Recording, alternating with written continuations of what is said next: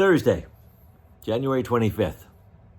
Now, in the house on First Street, when I was a little boy, up on the mantle, over top of the gun case and just beneath the deer head, was this ornate pipe that Walt had, that he said came from the Katerskill Mountains. He had a kind of a murky story about its origin. He said a pipe maker that he admired a lot, who lived up in the Catskills near the Beaver Kill, that's a brook, it's a trout fishing brook. This pipe maker named Otto Müller had made this pipe. It had a design that was kind of both German and Algonquin. It was sort of a mixture of cultures. And this Müller fellow, Walt gave me the impression, was related to us in some way, because here I'm going to show you a photograph of my two great-grandmothers through the Stead clan.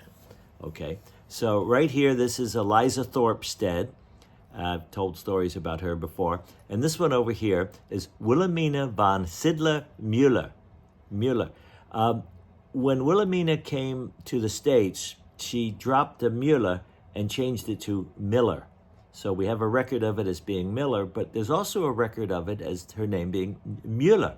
That's because there was anti-German sentiment when she came here. So anyway, if you know my dad and my Uncle Mal, Liza Thorpe looks just like my dad, and my Uncle Mal, well, just like Wilhelmina. And so family resemblance passes through the family. Anyway, here's another picture of these two women right here, taken years earlier. Take a good look. See, that's Liza Thorpe on the right, Wilhelmina on the left. And I love that picture. They're like acting like a couple of girls. Here they are, the old stern great-grandmas, and here they are, the couple of girls. But we don't know if this Otto Müller in the Catskills near the Beaver Kill was actually a relative. We just know it's a story. Walt would go up fishing in the Beaver Kill with his friends and fly fishing with their bamboo rods. And one time, Walt was up there. The water was high. It was after a storm in the spring. And a doe was trapped under a log in the heavy current. And Walt put his gear down, he waded out, and he managed to pull the doe into shore. Turns out she was pregnant. She had a belly, good-sized belly, and she was traumatized, so she hunkered right down on the shore. And the fishermen fished in that area, and they kept an eye on her, and they gave her a couple of apples, you know, and eventually she got up and she moved on.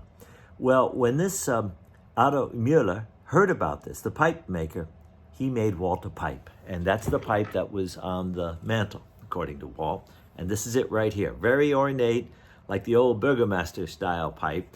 And at the top, he worked in deer antler. See, that's the deer antler there. And here it is again. There's some deer antler that's been worked into the stem of the pipe and heavily lacquered, as you can see. And then the bowl, the wide bowl, the carriage of the bowl, has deer carved into it. This is a forest up here, and this is a doe looking back. Here is another doe, and this doe is pregnant. See, she's got the belly, because that's part of the story that he heard about Walt.